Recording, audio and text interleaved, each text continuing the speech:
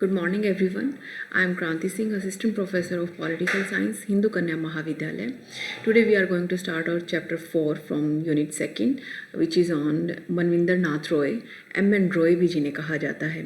आज जिस शख्सियत की मैं बात करने जा रही हूँ वो इंसान साधारण शब्दों में कह सकते हैं कि साधारण से बंगाली परिवार से जन्म लेता है और भारत की आज़ादी के लिए इतने प्रयत्न करता है कि लगभग आधे विश्व को घूम चुका होता है, विभिन्न विचारधाराओं से प्रभावित होता है, लेकिन अपनी एक स्वतंत्र सोच होने की वजह से वो विभिन्न दर्शनों, राजनीतिक दर्शनों से प्रभावित होने के बावजूद भी वो अपने अपने अपने अलग विचार रखता है और धीरे धीरे करके उन सारे दर्शनों को या राजनीतिक विचारों को छोड़ता जाता है, उनमें त्रुटियाँ निकालता जाता है, विभिन्न देशों की यात्राएं करता है ताकि भारत को स्वतंत्र करवाने में वो ज़्यादा से ज़्यादा योगदान लोगों का ले सके, ज़्यादा से ज़्यादा सहयोग पूरे विश्व का ले सकें।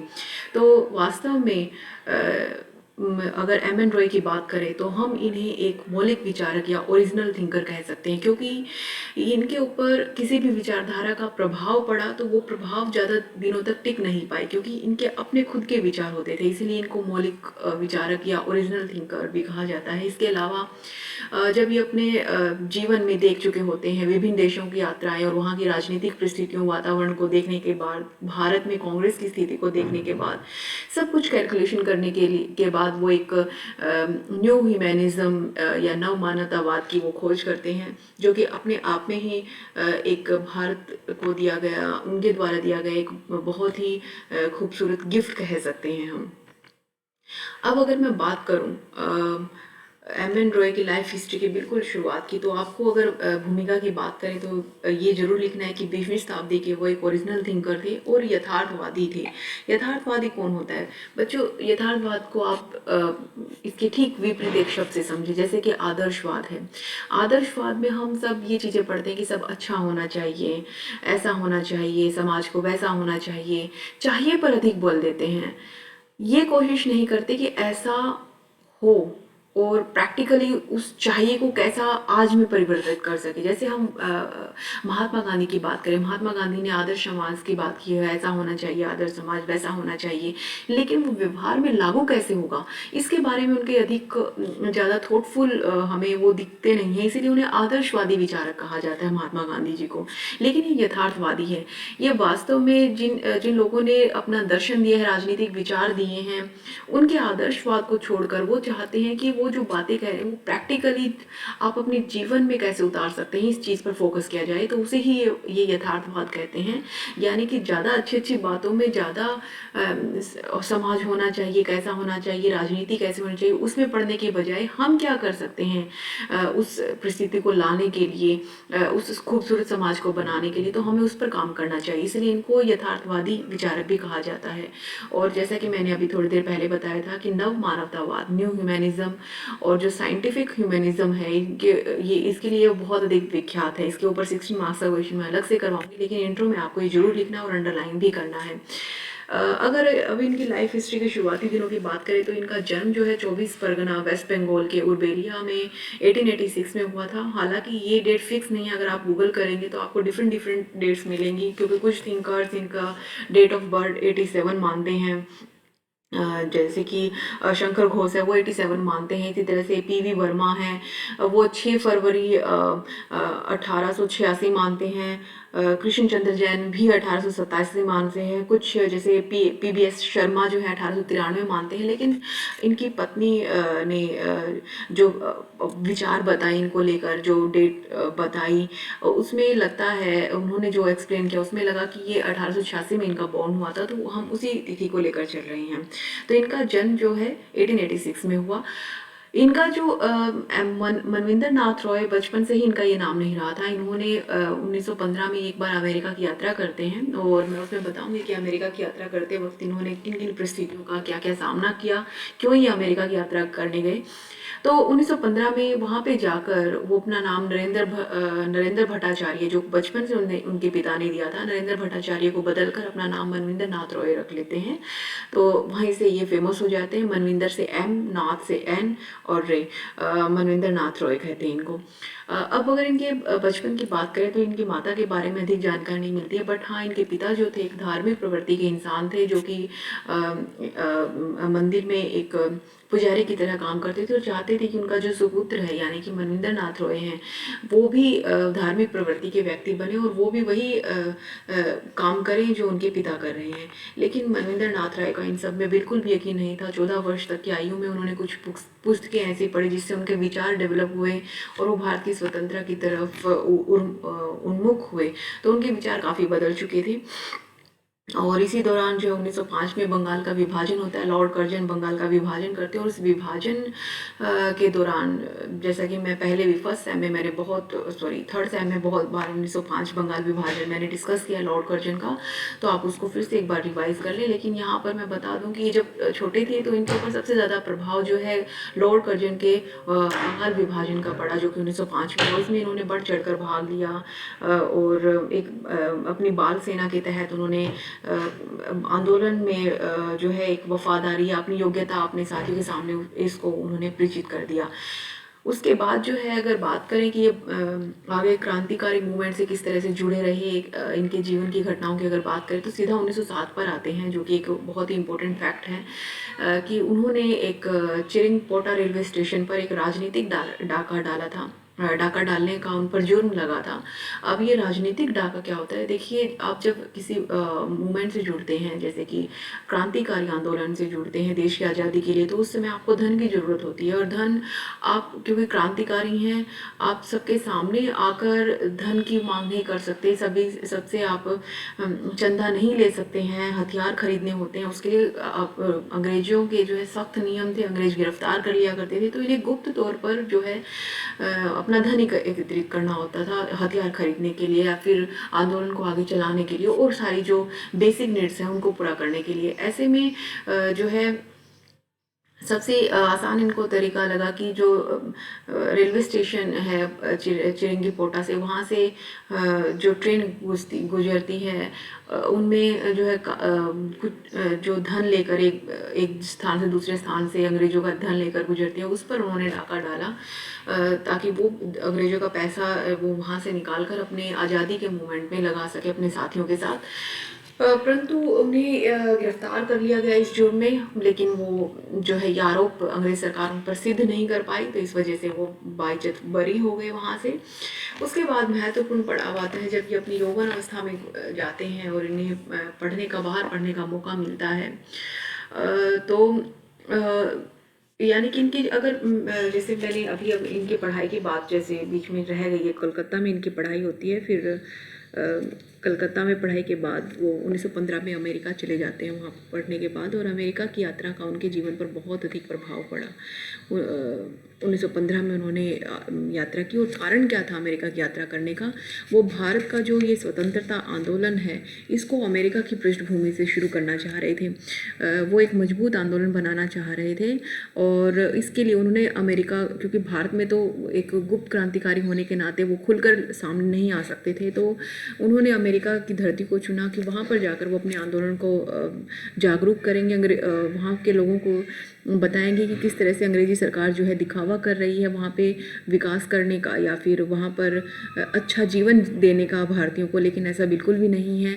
लेकिन उस समय जो है वो इस स्वतंत्रता आंदोलन को अमेरिका में शुरू नहीं कर पाए, क्योंकि उस टाइम जो है अमेरिका की नीति, क्योंकि फर्स्ट वर्ल्ड वॉर शुरू हो चुका था और जो अमेरिका की नीति थी एक निष्पक्ष के तौर पर थी, वो यूरोपियन कंट्रीज़ जो थी उनके प्रति, यूरोपियन में उस टाइम जर्मनी और इटली भी आता था और उस टाइम ब्रिटेन भी, अभी भी आता है। यूरोप जो एशिया कॉन्टिनेंट है, महाद्वीप है, उसमें ब्रिटेन भी है और जर्मनी भी है। और आइए आपको अच्छे से पता होगा कि फर्स्ट वर्ल्ड वॉर में जर्मनी और ब्रिटेन एक दूसरे के सामने थे, तो अमेरिका जो है इस महाद्वीप में किसी तरह की छेड़छाड़ नहीं करना चाह रहा था। वो ये नहीं दिखाना चाह रहा था कि वो अमेरिका की ब्रिटेन की तरफ है या वो जर्मनी की तरफ है, वो बिल्कुल न्यूट्रल था, निष्पक्ष था। तो ऐसे में वो अपनी धरती पर किसी ब्रिटेन के खिलाफ किसी आंदोलन को खड़ा होने दे, वो ऐसा चाहता नहीं था। तो उन्होंने एम.एन. रॉय के आंदोलन को खड़ा करने से साफ मना कर दिया, सहयोग देने से मना कर दिया। तो वहाँ पर सहयोग ना मिलता देख एम.एन. रॉय आगे बढ़े और ठीक उस अमेरिका के ही नीचे एक देश है मैक्सिको, वो वहाँ पर पहुँचे और उन्होंने कोशिश की कि जो है वो जो है मैक्सिको में अपना जो ये महान आंदोलन है इसको वो शुरू कर सकें। देखिए मैंने अमेरिका यात्रा, अब मैं यहाँ पे आपको लाइन वाइज बताऊंगी कि कहाँ कहाँ की उन्होंने यात्रा की, किस किस तरह से उन यात्राओं में किया। तो फर्स्ट अमेरिका यात्रा हम कर चुके हैं। अब मैक्सिको की यात्रा की बात करें तो वो मैक्सिको में पहुँचे और वहाँ पर जो वो बड़े आंदोलन की बात शुरू करने की बात कर रहे थे, उन्होंने उसके लिए एक बेहतरीन जगह माना और अपना महान प्रयास शुरू कर दिया। लेकिन वहाँ पर वो क्या देखते हैं, वो दो चीज़ों को देखते हैं। पहली चीज़ तो ये कि जो मैक्सिको के लोग हैं वो बहुत अधिक गरीब हैं, वो इतने निर्धन हैं कि वो भारत के लिए ना ही तो आर्थिक मदद पैदा कर सकते हैं, ना ही किसी तरह, क्योंकि उनको अपनी ही परेशानियों में सुलझने का मौका नहीं मिल रहा है, तो वो भारत की क्या मदद करेंगे। तो इस थॉट के साथ जो है उन्होंने देखा कि जो मैक्सिको है, दूसरा जो प्रॉब्लम उन्होंने देखी मैक्सिको के अंदर, वो प्रॉब्लम थी कि वहाँ पर जो रहन सहन था, जो राजनीतिक, सांस्कृतिक और जो सामाजिक प्रभाव था अमेरिका का बहुत अधिक था। वहाँ के लोग अमेरिकियों जैसा बनना चाहते थे और अमेरिका में पूंजीपति बहुत अधिक हैं, तो वहाँ के लोग ज़्यादा अपनी थॉटफुल प्रोसेस के साथ नहीं थे। उनका एक सीधा सा मकसद था कि वो जो है पूंजीपति प्रणाली को लेकर आना चाहते हैं, अमीर देश बनना चाहते हैं, दूसरे देशों की स्वतंत्रता की तरफ वो फोकस नहीं थे। तो निर्धनता और इस तरह का वातावरण देखने के बाद एम एन रॉय ने ये देख लिया कि मैक्सिको भी एक अच्छी पृष्ठभूमि नहीं हो सकती उनके आंदोलन को खड़ा करने के लिए। लेकिन यहाँ पर उनके जीवन का सबसे बड़ा परिवर्तन होता है और वो परिवर्तन है उनके जीवन में कार्ल मार्क्स के विचारों का प्रभाव होना। देखिए जो मार्क्सवादी विचारधारा, उसको हम बहुत बार एक्सप्लेन कर चुके हैं, उसको मैं फिर से रिपीट नहीं करूँगी। तो मार्क्सवादी विचारधारा का प्रभाव उनके ऊपर मैक्सिको में रहते हुए पड़ा, क्योंकि 1917 में रशिया में रेवोल्यूशन हो चुकी थी और रशियन रेवोल्यूशन के पीछे थे मार्क्सवादी विचार। लेनिन नेता थे और वो मार्क्सवाद को फॉलो करते थे और उन्होंने रूस के जार यानी रूस के राजा के खिलाफ क्रांतिकारी की, उनको तख्ते से हटाकर आम लोगों का शासन वहाँ पर आ गया। तो इससे वो बहुत अधिक प्रभावित हुए, यानी रशियन रेवोल्यूशन से वो इतना अधिक प्रभावित हुए कि उन्होंने मार्क्सवादी विचारों को पढ़ना समझना शुरू कर दिया। और यही वजह है कि उन्होंने मार्क्सवादी विचारों के बारे में इतना कुछ पढ़ लिया कि वो इतने बहुत बड़े कट्टर मार्क्सवादी बन गए, फॉलोअर बन गए मार्क्सवाद के। और वो जो अपना मौलिक उद्देश्य लेकर गए थे, भारत के स्वतंत्रता आंदोलन को शस्त्र प्रोवाइड करवाने का या फिर आर्थिक सहायता या अन्य प्रकार की सहायता प्रोवाइड करवाने का, वो लगभग भूल चुके थे और मातृभूमि की स्वतंत्रता के स्थान पर वो मार्क्सवाद को फॉलो करने लगे थे। और मार्क्सवादी साहित्य को पढ़ना, मार्क्सवादी लोगों को सुनना, मार्क्सवादी विचारों को डेवलप करना, ये सब उनके जीवन में आ गया था। और यहीं पर उन्होंने साम्यवादी दल की स्थापना की। एमसीक्यू में बहुत बार पूछा जाता है कि कौन से नेता ने साम्यवादी दल की स्थापना मैक्सिको में की। अगर कोई बच्चा पॉलिटिकल साइंस एमए करना चाहता है तो नेट में फेवरेट है एम एन रॉय, बहुत सारा कुछ पूछा जाता है इससे। और उन्होंने इस कम्युनिस्ट पार्टी यानी साम्यवादी दल की स्थापना की। साम्यवादी दल क्या होता है बच्चों, मार्क्स जो है अपनी मार्क्सवादी विचारधारा में ये कहते हैं कि एक दिन साम्यवाद आएगा जहाँ पर ना सरकारें होंगी, लोग बिल्कुल आराम से शांति से रहेंगे और कमाएंगे वो और खाएंगे उतना ही जितना उनको ज़रूरत है, बाकी वो जो है समाज की सहायता में लगा देंगे। ना ही सरकारों की ज़रूरत होगी, ना पुलिस की ज़रूरत होगी, ना कोई न्याय प्रणाली की। लोग अपने आप से ही जो है शांतिपूर्ण तरीके से इक्वालिटी के साथ रहेंगे। कोई भी वर्ग विभेद नहीं होगा वहाँ पर, ऊंच नीच या अमीर गरीब का वर्ग नहीं होगा। तो ऐसे समाज की बात साम्यवाद में करता है कार्ल मार्क्स, तो उसे साम्यवादी कहते हैं। तो कम्युनिस्ट पार्टी की वो जो है स्थापना करते हैं मैक्सिको में और इस दौरान और वो उसके प्रथम महासचिव भी बनते हैं। और वो मार्क्सवाद को पढ़ते पढ़ते the way to durable world peace नाम का एक लेख भी लिखते हैं। यहाँ पर एक्चुअल में वो राजनीतिक समस्याओं पर लिखना प्रारंभ कर चुके हैं, तो ये लेख आप ज़रूर ध्यान रखें कि उन्होंने ये लेख लिखा था। इसके बाद जो है राय, क्योंकि मार्क्स को बहुत अधिक पढ़ने लगे थे, अभी मैंने बताया कि रशियन रेवोल्यूशन का उनके ऊपर बहुत अधिक प्रभाव था और वहीं जो है वो कट्टर मार्क्सवादी बन गए थे मैक्सिको में। मैक्सिको में रहते हुए ही वो एक मार्क्सवादी नेता बोरोडिन से मिलते हैं और वो अपनी इच्छा जताते हैं कि वो रूस जाना चाहते हैं, वहाँ देखना चाहते हैं कि कैसे आम लोगों ने इतना बड़ा परिवर्तन कर दिया, स्वतंत्रता ले ली राजा के शासन से, हम भी गुलामी से स्वतंत्र होना चाह रहे हैं। तो मैं सीखना चाहता हूँ रशियन मार्क्सवादियों से कुछ। तो बोरोडिन जो है देखिए मार्क्सवादियों की एक इंटरनेशनल कॉन्फ्रेंस हुआ करती थी, हर साल सम्मेलन होता था। तो second world conference of communist international होने जा रही थी, तो बोरोडिन ने उनके लिए पास प्रोवाइड करवा दिया, उसमें शामिल होने के लिए उनको पास दिया, और एक तरह से प्रस्ताव ही दिया कि आप वहाँ पर आएँ और जो है मेरे थ्रू आप उस इंटरनेशनल कॉन्फ्रेंस में जा सकते हैं। तो वो वहाँ पर जाते हैं और उसमें वो शामिल होते हैं, और वहाँ पर जिन बड़े बड़े मार्क्सवादियों के बारे में उन्होंने पढ़ा था और जाना था कि इन्होंने अपने देश में कितने बड़े बड़े परिवर्तन किए हैं अपने दम पर, वो उनसे मिलते हैं। जैसे वियतनाम में जो है मार्क्सवाद को फॉलो करने और मार्क्सवाद को स्थापित करने वाले और स्वतंत्रता दिलवाने वाले जो भी या फिर स्वतंत्रता को प्रोटेक्ट करने वाले जो हो ची मिन, उनसे वो मिलते हैं। लेनिन से मिलते हैं जिन्होंने रूस को आज़ाद करवाया था। लेनिन के उत्तराधिकारी आगे जाकर बनते हैं जो स्टालिन, उनसे मिलते हैं। ट्रॉटस्की से मिलते हैं, लेनिन के बहुत अच्छे मित्र हैं वो। तो ये बड़े बड़े कम्युनिस्ट थे, मार्क्सवादी थे, जिनसे वो मिलते हैं और बहुत अधिक प्रभावित होते हैं। बदले में ये जितने भी लोग थे, इन्होंने भी इनका खुलकर सम्मान किया, इनको आदर के साथ बुलाया, इनसे बातचीत की। तो एम एन रॉय को बहुत ही अच्छा लगता है और वो मार्क्स को और भी अधिक दिल से चाहने लगते हैं। फिर जो है जर्मनी की यात्रा करते हैं इसी दौरान, 1922 में है ये। और इसी यात्रा के दौरान जो है वो एक बुक लिखते हैं, पत्रिका जारी करते हैं। पत्रिका है ये, बुक नहीं है, वैंगार्ड ऑफ इंडियन इंडिपेंडेंस, तो ये आपको याद रखनी है। उसके बाद यहीं पर एक बहुत ही इम्पोर्टेंट 1922 में ये बुक लिखती हैं, इंडिया इन ट्रांजिशन। एमसीक्यू में बहुत बार पूछा जाता है, तो इसको आप जरूर याद रखें। 1922 में इंडिया इन ट्रांजिशन बुक लिखते हैं।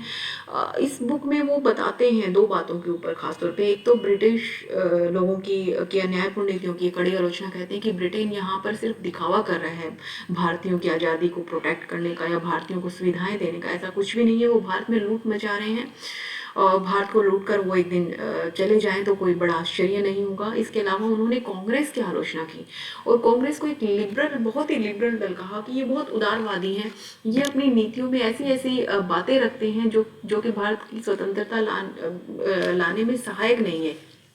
इनकी नीतियाँ बिल्कुल झुक कर चलने की, दया याचना पर रहने की, इस तरह की नीतियाँ हैं जो कि एम एन रॉय को बिल्कुल भी पसंद नहीं थी। वो चाहते थे, वो उन्हें पता था कि जो कांग्रेस है वो जमींदारों से या ब्रिटिश साम्राज्यवादी ताकतों से भारत को आज़ाद कराने का प्रयास नहीं करेगी, बल्कि छोटे छोटे तरीकों के माध्यम से थोड़े थोड़े प्रयास कर रहे हैं, जो कि काफ़ी नहीं है। क्योंकि उनके ऊपर साम्यवाद का बहुत अधिक प्रभाव था, तो 1924 में उन्हीं के जो है प्रयासों से साम्यवादी दल की भारत में स्थापना हुई। तो ये भी एक इम्पोर्टेंट क्वेश्चन है। अब जाते हैं वो चीन की यात्रा पर। ये जो उन्होंने साम्यवादी दल स्थापित किया था या फिर मैक्सिको में शुरू किया था, और कार्ल मार्क्स के जो विचारों से प्रभावित थे, उसी दल को उसी दल की बातें और अच्छे से समझने के लिए चीन में भी, जैसे रशिया में मार्क्सवाद था, रशिया में रेवोल्यूशन हुआ था, इसी तरह चीन में माओ उस टाइम नहीं थे, काउंटिंग की गवर्नमेंट थी, लेकिन प्रभावित था कार्ल मार्क्स से चाइना बहुत अधिक। तो वहाँ पर जाते हैं, चीन की यात्रा करते हैं 1926 में, वहाँ के मार्क्सवाद को समझने का प्रयास करते हैं, लेकिन वो संतुष्ट नहीं होते चीनियों के मार्क्सवाद से और आलोचना भी करते हैं और सुझाव देते हैं बहुत कुछ चीनियों को करने के लिए, मार्क्सवाद को अच्छे से फॉलो करने के लिए। और चीनी भी सुझाव देते हैं एम एन रॉय को कि वो आज़ादी के बजाय जो है कृषि क्रांति, एग्रीरियन रेवोल्यूशन लाने की बात करें तो ज़्यादा बढ़िया है, जिससे दोनों के ही विचार आपस में सहमत नहीं हो पाते। तो वो चीन की यात्रा एक निराशपूर्ण तरीके से छोड़कर आ जाते हैं। फिर बात करते हैं मार्क्स, जो है अभी तक जो इतने कट्टर फॉलोअर थे अपने स्वतंत्र विचारों की वजह से, उन्हें लगा कि वो फॉलो नहीं कर सकते इस चीज़ को, क्योंकि उनके खुद के विचार ये कहते हैं कि ये अवधारणा कहीं ना कहीं परफेक्ट नहीं है, फिट नहीं है, पूरी तरह से संतुष्ट करने वाली नहीं है। तो वो उससे निराश हो जाते हैं, डिसअपॉइंट हो जाते हैं मार्क्सवाद से। और क्योंकि इसके भी कई कारण थे। एक तो वो लेनिन के विचारों से सहमत नहीं हो पाते, लेनिन की बहुत सारी ऐसी बातें होती हैं जिनका वो विरोध करते हैं। इसके अलावा वो चाहते हैं, उन्होंने चीन की भी यात्रा की थी, उन्होंने रूस की भी यात्रा की थी, उन्होंने पाया कि रूस और चीन की जो परिस्थितियाँ वो भारत के बिल्कुल विपरीत हैं। रूस और चीन पर किसी दूसरे देश का नियंत्रण नहीं था, जैसे भारत पर ब्रिटेन का नियंत्रण। तो भारत की परिस्थितियाँ अलग हैं, रूस चीन की परिस्थितियाँ अलग थी। तो ऐसे में भारत में वो मार्क्सवाद में कुछ परिवर्तन करते हुए भारत की परिस्थितियों के अनुसार लागू करना चाहते थे मार्क्सवादी विचारधारा को। इसको लेकर जो मार्क्सवाद के बड़े बड़े नेता था मार्क्सिस्ट नेता थे, उनसे उनका विरोध हो जाता है, क्योंकि वो मार्क्सवादी विचारधारा में भारत की परिस्थितियों के अनुसार परिवर्तन करना चाहते थे और चाहते थे कि कहीं भी अगर विश्व में आप मार्क्सवादी विचारधारा को लेकर आना चाहते हैं तो आपको उस देश की परिस्थितियों के अनुसार उसमें कुछ परिवर्तन करना ही पड़ेगा, जो कि समय की डिमांड है। लेकिन इतनी ज़्यादा उनकी आलोचना हो जाती है इस बात पर, तो वो परेशान हो जाते हैं और वो 1928 में जो छठा कम्युनिस्ट इंटरनेशनल कॉन्फ्रेंस होना था उसमें वो भाग नहीं लेते हैं। भाग ना लेने की वजह से जो अन्य नेता हैं उनका बहुत अधिक विरोध करते हैं और उन्हें जो है कम्युनिस्ट इंटरनेशनल का मेंबरशिप से हटा दिया जाता है, बाहर निकाल दिया जाता है। तो ये उनके लिए बड़ा ही धक्का था और अपमानजनक स्थिति थी और वो अंततः मार्क्सवाद से निराश होकर भारत वापस लौट आते हैं और 1930 में वो भेष बदलकर भारत में रहना शुरू कर देते हैं डॉक्टर मोहम्मद के नाम से। उसी दौरान जवाहरलाल नेहरू को उनके बारे में पता चलता है कि वो भारत में आए हुए हैं और वो निमंत्रण भेजते हैं गुप्त तरीके से कि वो जो कराची का अधिवेशन होना है उसमें वो भाग लें। 1931 कराची अधिवेशन में वो भाग लें, कांग्रेस अधिवेशन में, और जाने कांग्रेस को और नज़दीक तरीक़ों से। हालांकि अभी तक कांग्रेस के कट्टर विरोधी ही रहे थे, वो मार्क्सवादी विचारा के फॉलोवर थे, लेकिन वो भी सोचते हैं कि एक तरीका हो सकता है कांग्रेस को नज़दीक से जानने का, शायद कुछ परिस्थितियाँ अलग हों। तो वो अधिवेशन में गुप्त रूप से शामिल होते हैं, लेकिन फिर भी अंग्रेजी सरकार को भनक लग जाती है और उन्हें गिरफ्तार कर लिया जाता है और 6 वर्षों तक उनको कैद झेलनी पड़ती है। और जब 6 वर्षों के बाद 1936 में वो वापस आते हैं तो वो गांधी जी के विचारों से बहुत अधिक सहमत नहीं हो पाते। वो गांधी जी का विरोध करना शुरू कर देते हैं। गांधी जी के विरोध के फलस्वरूप ही अब उनके लिए मुश्किल हो जाता है कांग्रेस के अंदर रहना, कांग्रेस की सदस्यता ग्रहण करना, क्योंकि उन्हें ये लगता है अगर वो गांधी का विरोध करें तो इसका मतलब वो कांग्रेस का विरोध कर रहे हैं। तो इस तरह से वो कांग्रेस की भी आलोचना करना शुरू कर देते हैं। इसी दौरान 1939 में रॉय एक प्रगतिशील कांग्रेसियों की संस्था लीग ऑफ रेडिकल कांग्रेसमैन स्थापित करते हैं। ये बहुत इंपॉर्टेंट है, आपको मैं बता दूं, जहाँ भी रेडिकल शब्द आ जाए वो समझो कि एम एन रॉय से संबंधित है और वहाँ पर आप MCQ में टिक कर सकते हो बिना किसी हिचक से। फिर 1946 में फिर इसे एक रेडिकल डेमोक्रेटिक पार्टी, प्रगतिशील लोकतंत्रीय दल की स्थापना करते हैं, जिसे वो 1948 में हालांकि भंग कर देते हैं, आगे जाकर हम पढ़ेंगे, लेकिन ये 2 MCQ मैं बीच में आपको बता रही हूँ ताकि आप याद रखें रेडिकल नाम की वजह से। अब हम फिर ये सब चल ही रहा होता था, तभी सेकेंड वर्ल्ड वॉर शुरू हो जाता है 1939 में। और उस दौरान जो है कांग्रेस गवर्नमेंट जो है ब्रिटिशर्स का साथ नहीं देती है, वो भारत छोड़ो आंदोलन शुरू कर देते हैं। ब्रिटिशर्स हालांकि चाहते हैं कि भारतीय इस सेकेंड वर्ल्ड वॉर में उनका साथ दें, लेकिन भारतीय कहते हैं कि ये स्वतंत्रता उनके लिए प्रायोरिटी, आप स्वतंत्रता दीजिए, हम आपका साथ जरूर देंगे।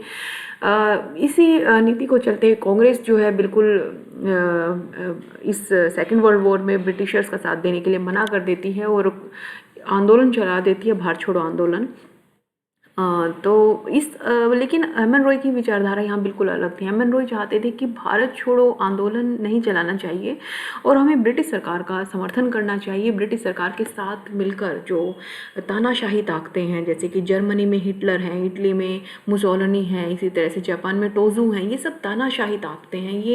ये एक तरह की जो आम लोग हैं, नस्ल भेदी बातें करने वाले लोग नेता हैं, ये आम लोगों के ऊपर बहुत ज़्यादा जुल्म ढाएंगे, ये लोकतंत्र को कहीं ना कहीं ख़त्म कर देंगे। तो ऐसे कट्टर लोगों का खात्मा होना ज़रूरी है और ब्रिटेन इनके खिलाफ खड़ा है, ऐसे कट्टर लोगों के खिलाफ जो कि ह्यूमैनिटी, मानवतावाद के खिलाफ हैं, ह्यूमैनिटी मानव के खिलाफ हैं। इतने ज़्यादा उन्होंने नंगसहार क्रूसेड किए हैं कौम के खिलाफ, ज्यूज़ के खिलाफ, सिर्फ धर्म के नाम पर, और लोगों के अंदर इतना ज़्यादा टेरर, उन्होंने आतंक इतना बैठा रखा है अपने नेशनलिज्म के नाम पर, राष्ट्रवाद के नाम पर।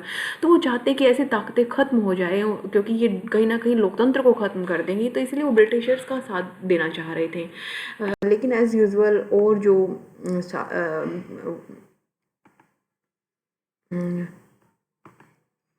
ये हो चुका है हमारा, हाँ, लेकिन और जो कांग्रेसी थे, उनका समर्थन न मिलने की वजह से उनकी बात इतनी आगे नहीं बढ़ पाई। देखिए वो मज़दूरों के बहुत बड़े समर्थक थे, क्योंकि मार्क्सवाद में रहे थे, और उसमें ख़ास तौर पे जो वर्ग संघर्ष और क्रांति की बात होती है वो अमीर वर्ग और मज़दूर वर्ग के बीच होती है। तो मज़दूरों की दुर्दशा को वो अच्छे से समझते थे। तो भारत में 1944 में उन्होंने इंडियन फेडरेशन ऑफ लेबर की स्थापना की, मजदूर संघ की स्थापना की। इवन जो छोटे छोटे व्यापारी थे उनके लिए भी ट्रेड यूनियन मूवमेंट उन्होंने चलाया, उसमें भागीदारी की।